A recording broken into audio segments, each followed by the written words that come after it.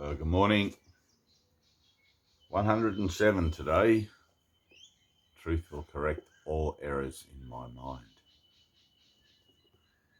What can correct illusions but the truth? And what are errors but illusions that remain unrecognized for what they are? Where truth has entered, errors disappear. They merely vanish, leaving not a trace by which to be remembered. They are gone because without belief they have no life. And so they disappear to nothingness, returning whence they came. From dust to dust they come and go, for only truth remains.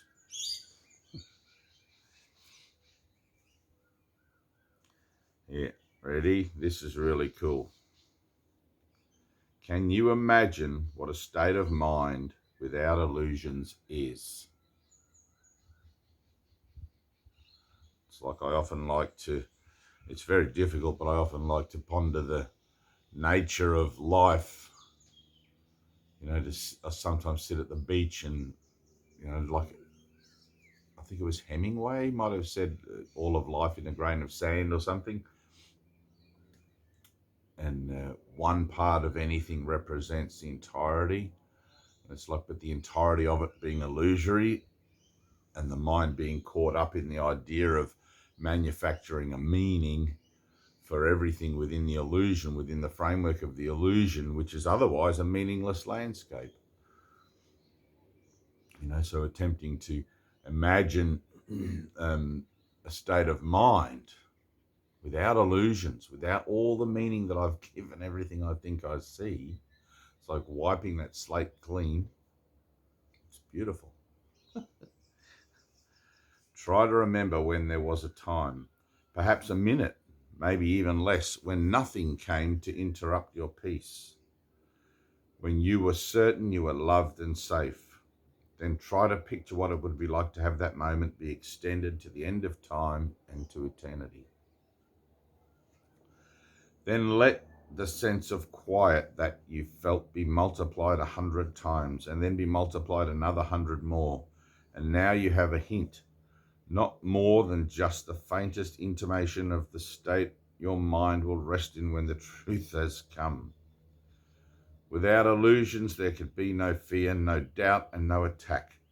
When truth has come, all pain is over, for there is no room for transitory thoughts and dead ideas to linger in your mind. Truth occupies your mind completely, liberating you from all beliefs in the ephemeral. They have no place because the truth has come and they are nowhere. They cannot be found, for truth is everywhere, forever, now.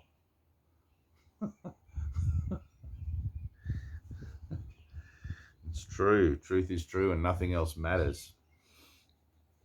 When truth has come, it does not stay a while to disappear or change to something else. It does not shift and alter in its form, nor come and go and come again. It stays exactly as it always was, to be depended on in every need and trusted with a perfect trust in all the seeming difficulties and the doubts that the appearances the world presents engender. They will merely flow away when truth corrects the errors in your mind.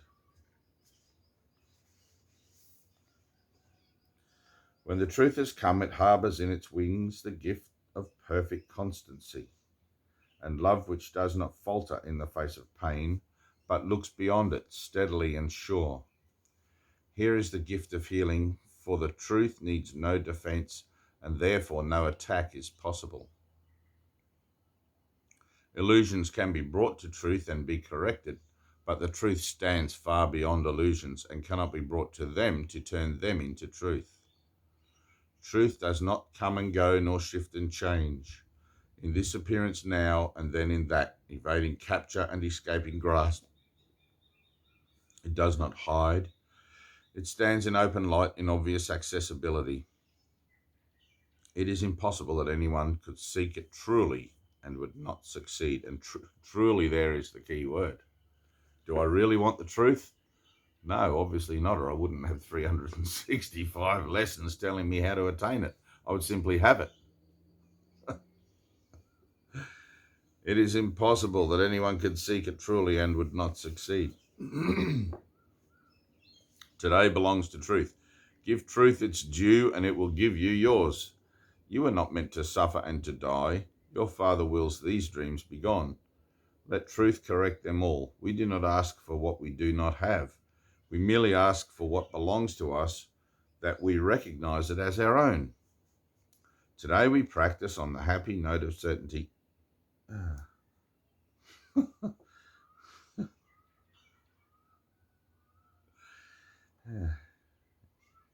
Today we practice on the happy note of certainty that has been born of truth.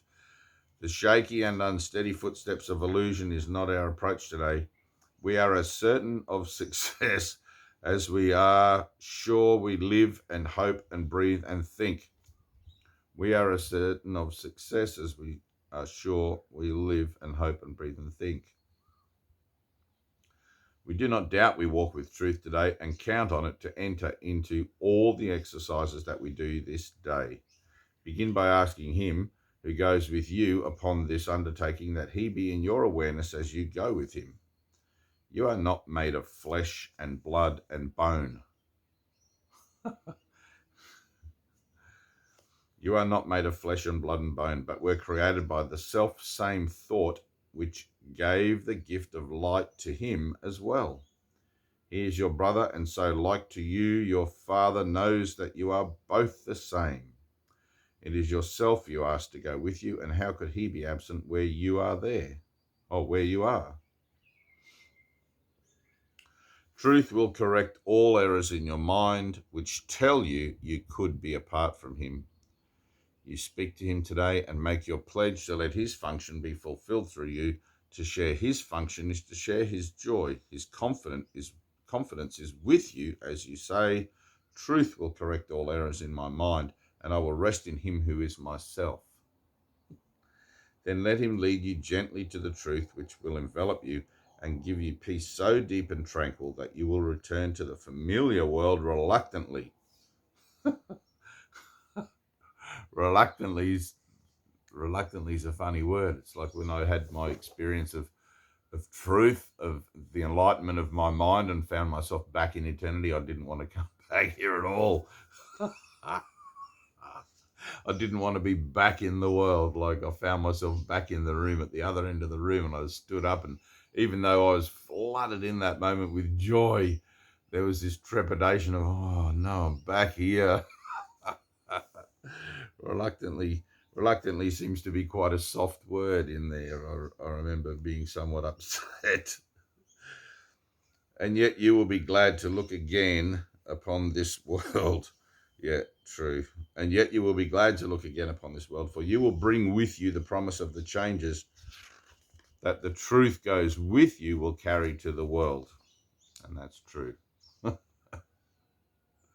I had a moment, like prior to my enlightenment, I had a moment of talking with Jesus in the prayer of my heart in that darkest night of my soul, where my whole life I'd looked out into the landscape of my world, my friends and family, and just seen the dramas and the suffering and the pain and everything. And I wanted a way to do something about that. I wanted a way to be useful. I wanted my life to count for something here, if there's such a thing as to be counted for. But I was grateful to have this when I got back. I was grateful to be presented with this, because it made perfect sense of the situation that I'd found myself in my whole life, and offered the alternative, offered a solution. And even though I'd already had in that moment of enlightenment the revelation in my mind that the truth is true and nothing else matters, I still had to undergo that passage of purification wherein communication returns to my mind like that. And I can begin to represent, to whatever level, I guess, or to whatever degree you're willing to hear me, that the alternative offered through this course is true. You just have to want it. They will increase with every gift you give of 5 small minutes, and the errors that surround the world will be corrected as you let them be corrected in your mind. There's a great awakening going on now. In truth, there's nothing going on. Within the dream, it's like there's a raising up. There's an awakening. Do not forget your function for today. Each time you tell yourself with confidence, truth will correct all errors in my mind, you speak for all the world and him who would release the world as he would set you free. Wow, that was a good lesson. 108 tomorrow. And remember, just do one of these lessons a day. Don't be doing 2 or 3 a day trying to rush through it. It's like it's drawn out over a whole year, specifically because you need that sort of learning period, because you have more to learn than to teach initially.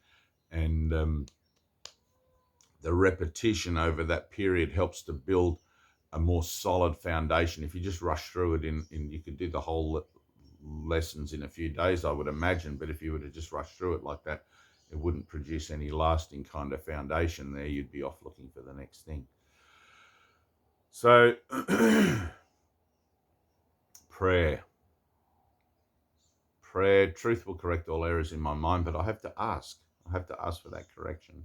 I'd have to be willing to allow that correction to occur. Prayer of the heart for the healing of the mind that believes it is this flesh and bones and blood, and you're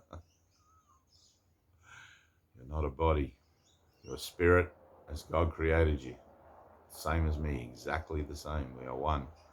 In that moment of my enlightenment, when I was in eternity again, or when I awoke in eternity, let's say, because I'm already there with you, when I had that awakening, which is virtually impossible to describe, the equality of the sonship, the equality of all living things, from the tiniest blade of grass to the greatest elephant, and things in the sea and air and everything that is living,